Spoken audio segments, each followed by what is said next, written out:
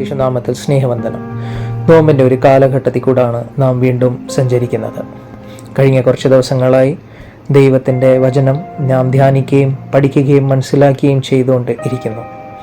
ഈ നോമ്പ് സമയത്ത് നാം കേൾക്കുന്ന ഓരോ വചനങ്ങളും നമ്മെ ദൈവത്തിലേക്ക് കുറച്ചുകൂടെ ചേർന്ന് ഇരിക്കാൻ, അതിനെ മനസ്സിലാക്കി നമ്മുടെ ജീവിതത്തിൽ ഉൾക്കൊള്ളുവാൻ വേണ്ടി ദൈവം നമ്മളെ സഹായിക്കട്ടെ എന്ന് പ്രാർത്ഥിക്കുന്നു. ഇന്നത്തെ ചിന്താവിഷയത്തിനായിട്ട് എനിക്ക് കിട്ടിയിരിക്കുന്ന വേദഭാഗ്യം വിശുദ്ധ മത്തായി എഴുതിയ സുവിശേഷം 15-ാം അധ്യായം അതിൻ്റെ 21 മുതൽ 28 വരെയുള്ള വാക്യങ്ങളാണ്. വിശുദ്ധ മത്തായി എഴുതിയ സുവിശേഷം 15-ാം അധ്യായം 21 മുതൽ 28 വരെയുള്ള വാക്യങ്ങൾ. നമുക്ക് തലകളെ വണക്കാം, പ്രാർത്ഥിക്കാം. സർവശക്തിയുള്ള കർത്താവേ, ആബാ പിതാവേ, ഞങ്ങൾക്ക് വേണ്ടി ക്രൂശിൽ കയറി കർത്താവേ, ഈ സമയത്ത് കർത്താവെ അവിടുത്തെ വചനം ഞങ്ങൾ ധ്യാനിക്കുമ്പോൾ അത് ഉൾക്കൊണ്ട് ജീവിക്കുവാൻ കർത്താവെ അവിടുത്തെ വചനം ധ്യാനിച്ച് അവിടുത്തെ വഴിയിൽ നടക്കുവാൻ ഞങ്ങളെ യോഗ്യതയുള്ളവരാക്കണമേ എന്ന് പ്രാർത്ഥിക്കുന്നു. അനുഗ്രഹിക്കണമേ, സഹായിക്കണമേ, കൂടെ ഇരിക്കണമേ. എല്ലാം ഈശോപ്പച്ചൻ്റെ നാമത്തിൽ തന്നെ, ആമേൻ. നമുക്കെല്ലാവർക്കും സുപരിചിതമായിട്ടുള്ള ഒരു വേദഭാഗ്യമാണിത്. ഇതിൽ നമ്മൾ കാണുന്നത് ഒരമ്മ ഒരാവശ്യമായിട്ട് യേശുവിൻ്റെ അടുത്ത് സമീപിക്കുകയാണ്. എങ്ങനെ യേശുവിൻ്റെ അടുത്ത് വന്ന് സ്വന്തം മകളുടെ, അതായത് സ്വന്തം മകള് ഭൂതസ്ഥ ബാധിച്ചിരിക്കുന്ന മകളുടെ സുഖപ്രാബല്യത്തിന് വേണ്ടിയാണ് യേശുവിൻ്റെ അടുത്തിൽ വരുന്നത്.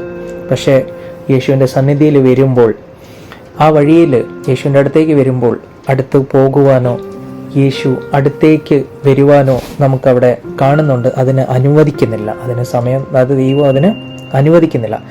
പക്ഷേ അവിടെ നാം കാണേണ്ടത് എത്രത്തോളം അവിടെ യേശു അകറ്റി നിർത്താൻ ശ്രമിക്കുന്നോ അത്രത്തോളം ആ അമ്മ യേശുവിനോട് ചേർന്ന് പോകുവാൻ വേണ്ടി ഉറച്ച വിശ്വാസത്തോടെ മുമ്പോട്ട് പോകുന്നതാണ് നാം കാണുന്നത്. ഈ വാക്യങ്ങളിൽ എനിക്ക് 4 പോയിന്റുകളാണ് പറയാനുള്ളത്. ഒന്ന്, പെർസിസ്റ്റന്റ് ഫെയ്ത്ത്. പെർസിസ്റ്റന്റ് ഫെയ്ത്ത് എന്ന് പറഞ്ഞാൽ വിശ്വാസത്തിൻ്റെ ശുശ്രൂഷ. അവിടെ നാം കാണുന്നത് തുടക്കത്തിൽ തന്നെ നമുക്ക് വായിക്കാൻ പറ്റും, അടുക്കൽ ചെല്ലാനോ യേശുവിൻ്റെ അടുത്ത് എത്തിപ്പെടാനോ പറ്റുന്നില്ല. പക്ഷേ എന്നിട്ട് പോലും അതവിടെ വിട്ട് കളയുന്നില്ല. ഒരു ഇനീഷ്യൽ റിജക്ഷൻ കിട്ടിയിട്ട് പോലും അവർ വിട്ടു കൊടുക്കുന്നില്ലോ, അല്ലെങ്കിൽ അവിടുന്ന് തിരിഞ്ഞു പോകുവാനുള്ള ഒരു മനസ്സ് കാണിക്കുന്നില്ല. അത് എത്ര ബുദ്ധിമുട്ടിയാണെങ്കിലും ഞാൻ യേശുവിനെ കണ്ട് എൻ്റെ കാര്യങ്ങൾ അവതരിപ്പിച്ച് പോകൂ എന്നുള്ള ഒരു ഉറച്ച വിശ്വാസത്തിൽ കൂടാണ് അവിടെ നിൽക്കുന്നത്. കരഞ്ഞുകൊണ്ട് ദൈവത്തിൻ്റെ അടുത്ത് വരുമ്പോൾ അവിടെ നാം കാണുന്നത് കണ്ണുനീരിൻ്റെ മറികടക്കാത്തൊരു ദൈവം നാം സങ്കല്പിക്കുമ്പോൾ അവിടെ നമ്മൾ കാണുന്നത് ദൈവം ആ കണ്ണുനീരിനെ മറികടക്കുന്നതാണ്. പക്ഷേ അതിൻ്റെ അർത്ഥം ദൈവം മൊത്തത്തിൽ മാറ്റി കൊടുക്കുന്നില്ല, അവിടെ വിശ്വാസം പരീക്ഷിക്കുക എന്നാണ് നമ്മൾ കാണുന്നത്. അപ്പം ഈ ഒരു കാര്യത്തിൽ നാം മനസ്സിലാക്കുന്നത് ദൈവത്തിൻ്റെ മക്കൾ, അതായത് യേശുവിൽ വിശ്വസിച്ച് കഴിയുന്ന ദൈവമക്കളുടെ കണ്ണുനീര് ഒരിക്കലും ദൈവം അത് കാണാതെ പോകത്തില്ല, ദൈവം മറികടക്കത്തില്ല. അവർ ഉറച്ച വിശ്വാസത്തിലാണ് അവിടെ അമ്മ നിൽക്കുന്നത്, സ്വന്തം മകൾക്ക് വേണ്ടി യാചിക്കുന്നത്.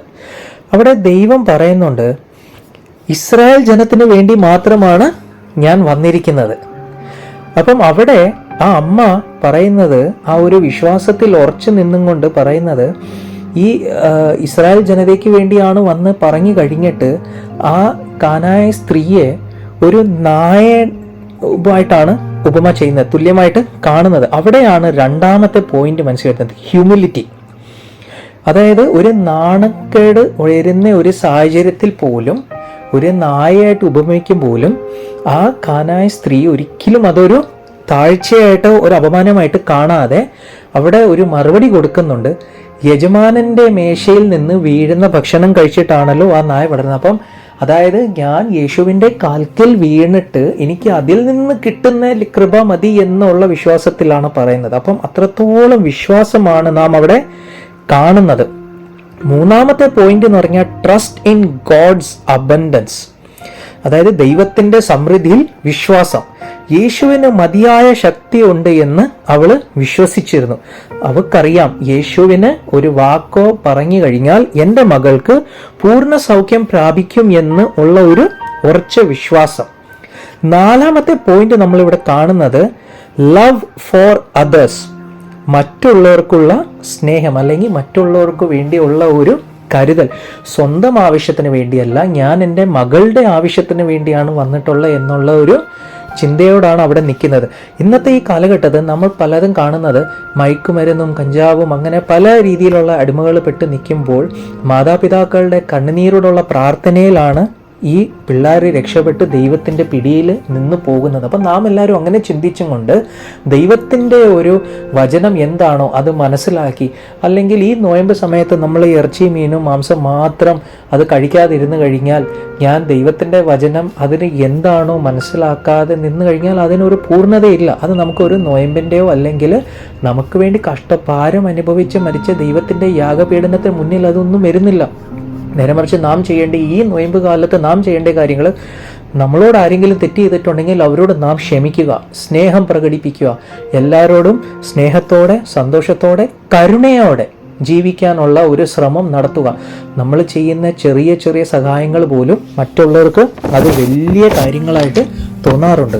അപ്പം ഞാൻ ഇതിൽ ആഗ്രഹിച്ച് പറഞ്ഞ മൂന്ന് കാര്യം. ഫസ്റ്റ്, അതായത് ആദ്യത്തെ 4 കാര്യം. ആദ്യത്തെ പോയിന്റാണ് പെർസിസ്റ്റന്റ് ഫെയ്ത്ത്, രണ്ടാമത്തേതാണ് ഹ്യൂമിലിറ്റി, മൂന്നാമത്തത് ട്രസ്റ്റ് ഇൻ ഗോഡ്സ് അബൻഡൻസ്, നാലാമത്തത് ലവ് ഫോർ അതേഴ്സ്. നാം ഓരോ വേദവാക്യത്തിലും നമുക്ക് കാണാൻ പറ്റുന്ന നമ്മുടെ ജീവിതത്തിൽ നമ്മൾ കഴിയേണ്ട ഓരോ രീതികളാണ് അതിനകത്ത് കാണിച്ചിരിക്കുന്നത്. അപ്പം ദൈവത്തിൻ്റെ വചനങ്ങൾ നമ്മുടെ ജീവിതത്തിൽ നമ്മൾ ഉൾക്കൊള്ളുക, നമ്മളത് കേൾക്കുക. ഈ നോമ്പ് കാലത്ത് ദൈവത്തിൻ്റെ വചനം നിങ്ങളെയൊക്കെ അനുഗ്രഹിച്ച് സഹായിച്ച് നല്ല ഒരു നാളത്തേക്ക് വേണ്ടി നല്ല ഒരു മനുഷ്യന്മാരായി നമ്മളെ മാറാൻ വേണ്ടി സഹായിക്കട്ടെ എന്ന് പ്രാർത്ഥിക്കുന്നു. എല്ലാവരെയും ദൈവം അനുഗ്രഹിക്കട്ടെ.